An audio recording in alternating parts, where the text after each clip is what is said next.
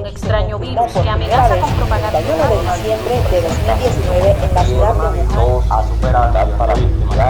We have therefore made the assessment that COVID-19 can be characterized as a pandemic. De la pandemia se ha visto reflejado en la poca adquisición de alimentos en muchos hogares de la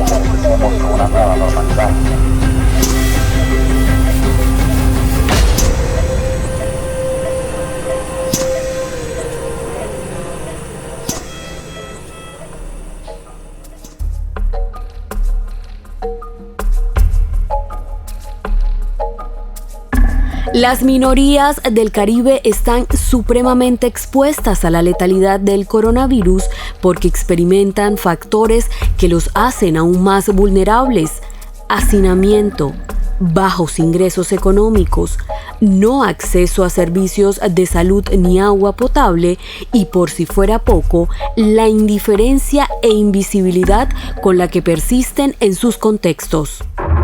No ha existido un momento más álgido en el siglo XXI que atente tan fuertemente contra las minorías como el que plantea la COVID-19. El pueblo zenú es de los pueblos indígenas que más víctimas colocan en esta pandemia. Tenemos un número de muerte superior a los 200 compañeros entre Córdoba y Sucre. Aquí hubo días en que en solo Tuchín le morían 5 o 6 personas. Fue una situación bastante dramática, insisto, para la cual no estábamos preparados.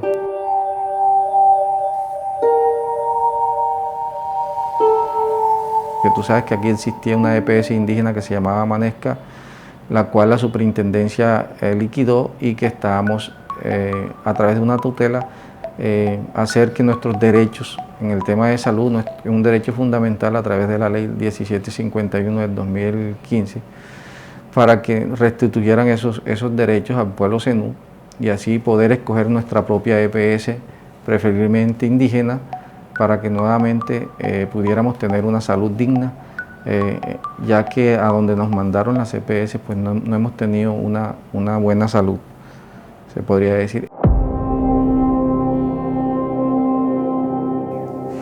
Este virus para mí ha sido una tragedia demasiado fuerte, demasiado grande, porque vivo en una comunidad donde fuimos demasiado atropellados. Dentro del municipio fue la comunidad que tuvo más personas contaminadas con el virus, y entre eso estuvo más pacientes que se nos fueron, familiares, y entre eso pues perdí a mi esposo.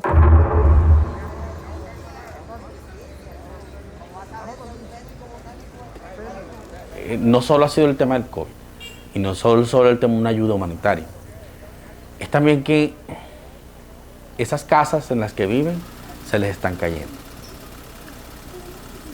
Vemos una necesidad de darle dignidad a las poblaciones.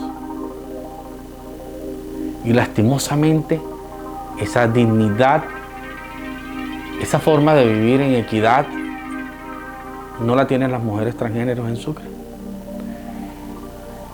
Y perdón que lo voy a decir, pero es que están bien jodidas en todo sentido.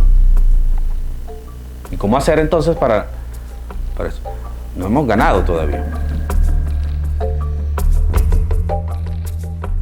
El trabajo con las mujeres trabajadoras sexuales y respecto al COVID ha sido más complejo, por lo que algunas niñas, ellas viven en sus casas, pero no son aceptadas. Entonces, o son aceptadas mientras están dando, mientras están llevando. Al llegar el COVID y al llegar el aislamiento, el momento en que ellas no podían producir dinero para llegar a sus casas, ha sido bastante fuerte.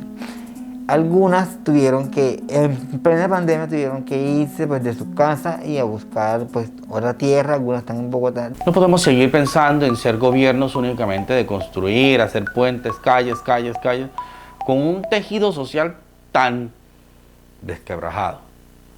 Una brecha enorme de desigualdades.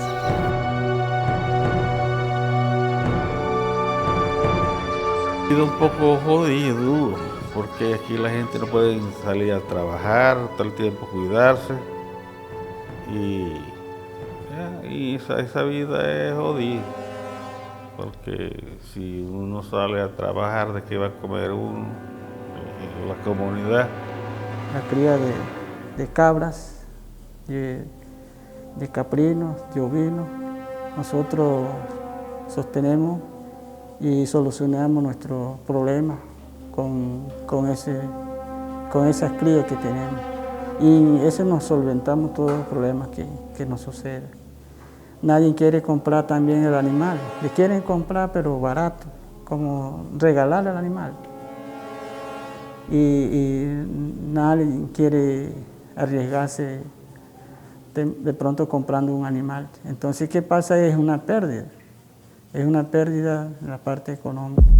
3 minorías del Caribe colombiano dejadas a la intemperie de la COVID-19, exhibidas cuando consiguen distinciones célebres usadas como instrumentos para las maquinarias políticas del país, pero sumidas al desprecio y al abandono. Coexisten con la idea de solucionar sus delirios por sus propios medios, porque la pandemia ha recalcado que ser diferente tiene severas consecuencias. 3 minorías que narran sus luchas y batallas para sobrevivir y que van a perseverar aún en sus entornos empobrecidos.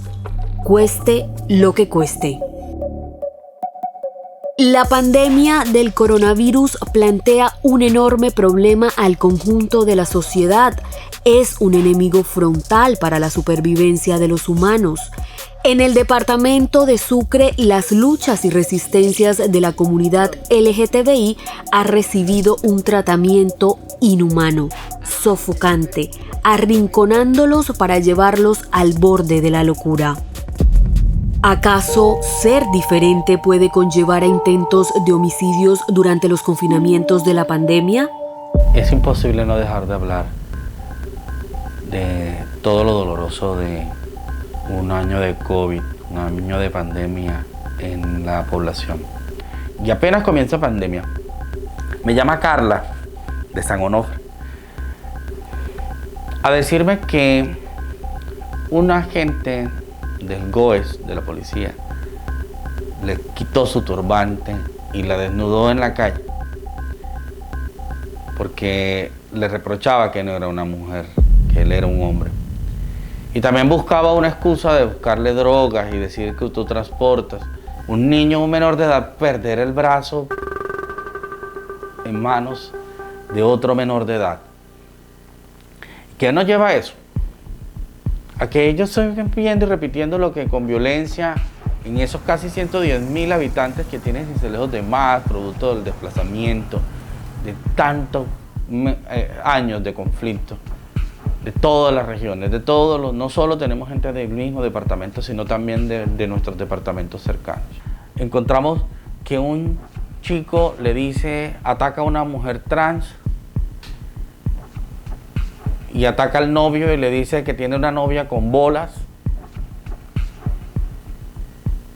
Ella reacciona, tira una piedra, le pega y el chico no conforme va a la casa de la muchacha y con una pala a matarla.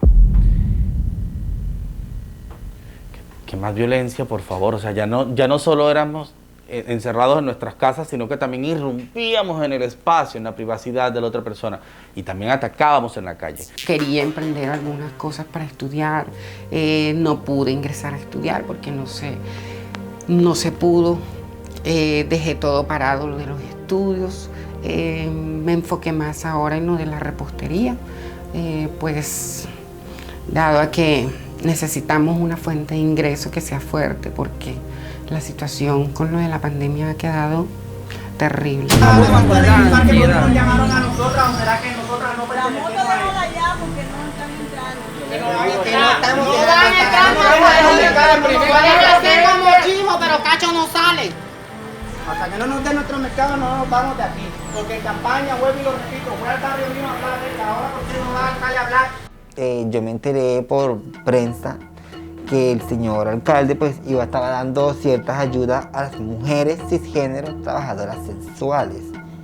y se había olvidado de las mujeres trans, que también son trabajadoras sexuales del centro de Sincelejo. Entonces, yo como ciudad líder, convoqué en medio de WhatsApp a todas mis compañeras y pues hicimos un plantón en la alcaldía. Pues ese plantón que hicimos mi compañera conmigo, pues obviamente tuvo un fruto. Obviamente nos ayudaron, nos dieron unas ayudas humanitarias, pues no solamente fue una, fueron de 3. Personas distintas, derechos iguales. Queremos solución para nuestros problemas. No nos dejan trabajar. Si no hubiésemos hecho la bulla, no nos hubiesen ayudado. Solamente hubiésemos esperado la ayuda que hubiese pasado por nuestros barrios y que no era muy grande. Como cuando me dijeron a mí, no, pero es que tú vives con tu hermana y tu cuñada. Sí, yo vivo con mi hermano y mi cuñado, pero yo soy yo sola. Él no me va a alimentar a mí, yo tengo que buscar como alimento. Entonces, esas eran una de las excusas, o son las excusas que el Estado se garantiza, que porque yo vivo con mi hermano o vivo con mi mamá. Yo estoy de acuerdo y la apoyo a Rose en todo lo que ella va a hacer, porque yo sé que son para bien, para concientizarnos a todas las chicas de nuestra comunidad de que todas debemos estar unidas, porque somos poblaciones vulnerables y mínimas, y por ser vulnerables y mínimas debemos entender que debemos estar unidos, porque si estamos desunidos, ¿quién nos va a ayudar? ¿Quién nos va a colaborar? Y si nos matamos entre nosotros mismos, generamos conflictos. Y inmediatamente fueron escuchadas. Llamaron en ese momento a Hugo para que como presidente de la organización se sentara y se le dio un espacio, la alcaldía le dio un espacio a Rose para que ella se sentara ahí con el alcalde, con todos los secretarios de despacho, empezaran a mirar y se buscaron acciones. Inmediatamente se consiguieron las ayudas humanitarias, llegó la empresa privada. Las carencias del pueblo zenú son totalmente distintas a las de la comunidad LGTBI, pero no dejan de ser dolorosas. Por no tener una EPS cercana a sus tradiciones, han visto partir a sus miembros en medio del silencio, conteniendo las lágrimas para no propagar más el virus por el ambiente. Un dolor que carcome el espíritu.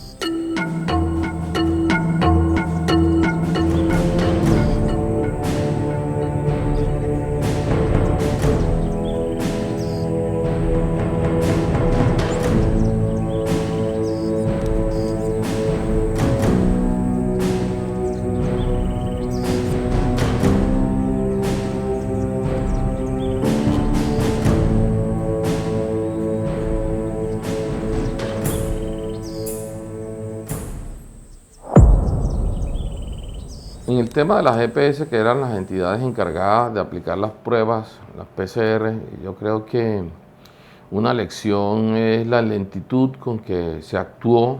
Creo que no estaban preparados. Colapsó, podemos decir que colapsó para mitigar esta pandemia. Hay comunidades que no tenían acceso a un medicamento occidental y solo se curaron con plantas medicinales. Pero más que todo en los centros urbanos, donde el indígena tenía acceso también a medicina occidental, pues usaban las dos. Si no lo curaba una, lo curaba la otra, pero lo importante es que ponían en práctica ambas. Pero más que todo en las comunidades donde no tienen acceso a medicamentos occidentales, pues la gente usó netamente plantas nativas de la región, del resguardo y con las fórmulas magistrales de nuestros ancestros.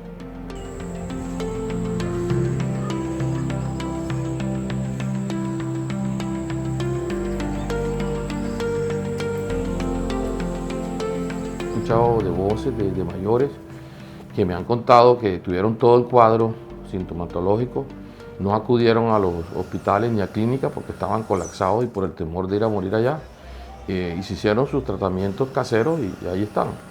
Entonces sí podemos decir que fue efectivo, porque personas jóvenes, aquí hubo un líder muy joven, Saúl Lucas, de menos de 40 años, y una persona en buen estado, no tenía enfermedades previas, le dio este tipo de enfermedad, salió y a los 10-15 días se nos murió en una clínica.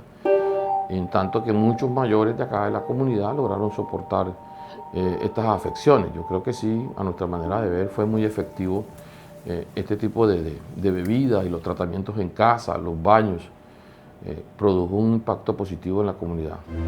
Como nosotros somos de población indígena, inicialmente yo lo empecé a tratar con plantas medicinales. Se le hacían tomas de bebidas calientes, se le hacían baños de plantas.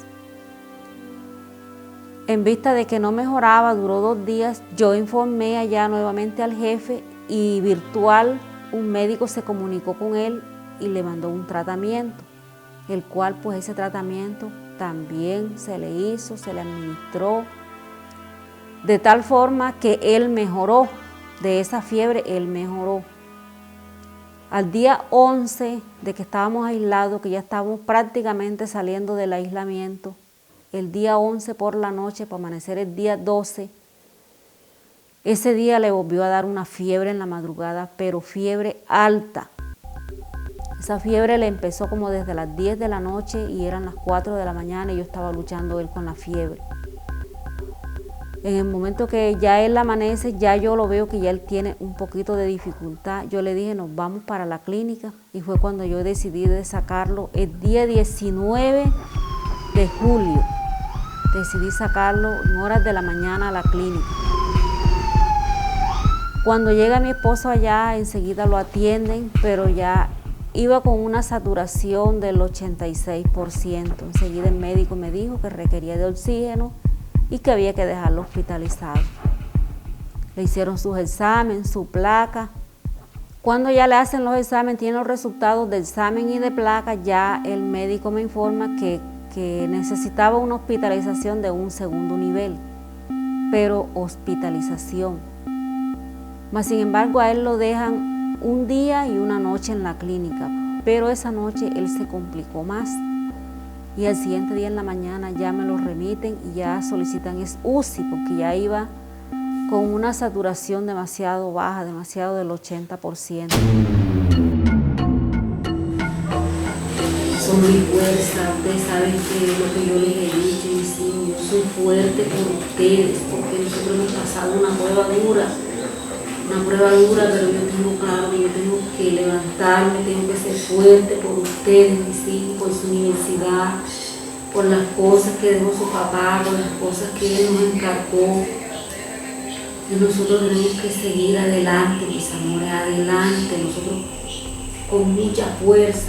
La pérdida de Neris refleja las despedidas de tantas mujeres en medio de la pandemia, mujeres que dan el último adiós a sus amores, sumidas en la soledad, en la lejanía de la familia, en la incertidumbre monetaria, encerradas en sus ranchos, sosteniendo la cruz de ser una minoría del Caribe. Neri es indígena zenú, pero su historia tiene la fuerza para representar las vivencias de tantas mujeres del Caribe colombiano que han visto a la COVID-19 como el destructor de hogares más fuertes que ha podido tocar a su puerta. Los wayú viven de lo lírico del sueño. Para ellos, lo más importante es poder soñar. Antes de la llegada de la COVID-19, los sabios ya soñaban con el virus y avecinaban las precauciones estrictas que debían tener. Gracias a estos sueños es que las rancherías se han abierto a los ciudadanos frente a la pandemia sin desligarse de sus tradiciones. Esa pandemia, o sea, esta epidemia que está sucediendo en el mundo, es una afectación que nos está dando nosotros, porque ya los wayú ya no se quieren visitar uno con el otro. En cambio el wayú uno se iba a visitar, si hay un velorio se acercaba, porque la integración nuestra es a través de restos, de un velorio o de un encierro, o algo así por el estilo, y eso lo estamos perdiendo por el miedo, porque no queremos que por aglomeración que se vaya a generar un contagio. Entonces esa es una afectación para nosotros en la parte cultural. No está bien, porque lo malo es que uno salga para el pueblo, que es donde está el peligro. Pero aquí uno está bien, aquí puede caminar con toda confianza.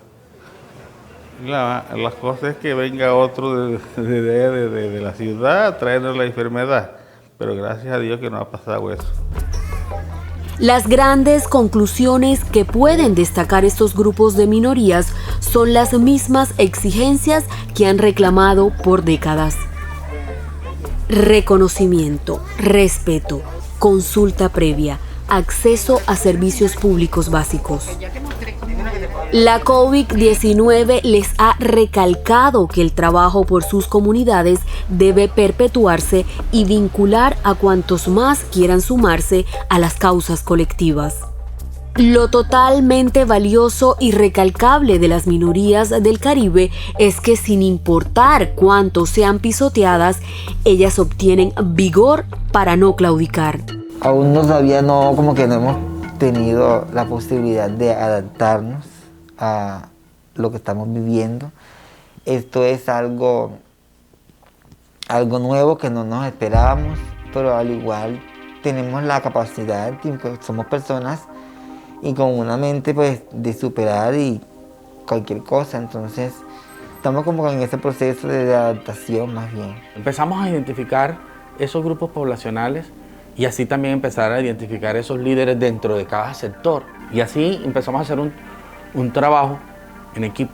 Con la Guardia Indígena coordinábamos el control territorial, que eso fue muy importante, el control territorial de nuestras autoridades, con los capitanes menores. Cada territorio con su guardia se montó un proceso para evitar el ingreso de personas extrañas de otras comunidades o de fuera del territorio a las comunidades indígenas. Un cierre total.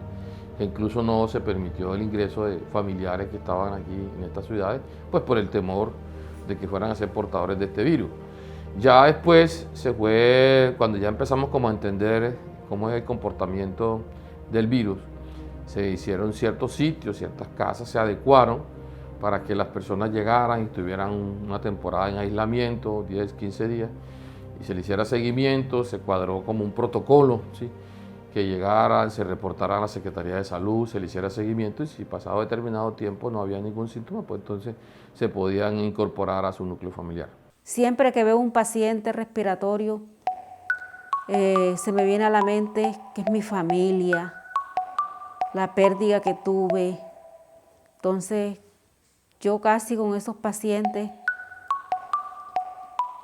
más bien no. Cuando llega un respiratorio, le avisan a otro auxiliar y a mí me dejan en otro área mejor, pero no me acerco casi. En ese momento, cuando yo recibo la llamada, el médico me dice de que él está en paro. Y enseguida mis hijos, yo los llamé y enseguida empezamos a doblar rodillas y a hacer oración. Yo llamé, avisé aquí en la comunidad y llegó mucha gente, hicimos una oración grande aquí. Pero en la misma oración, enseguida me devuelven la llamada a decirme de que no había podido salir del paro y que había fallecido.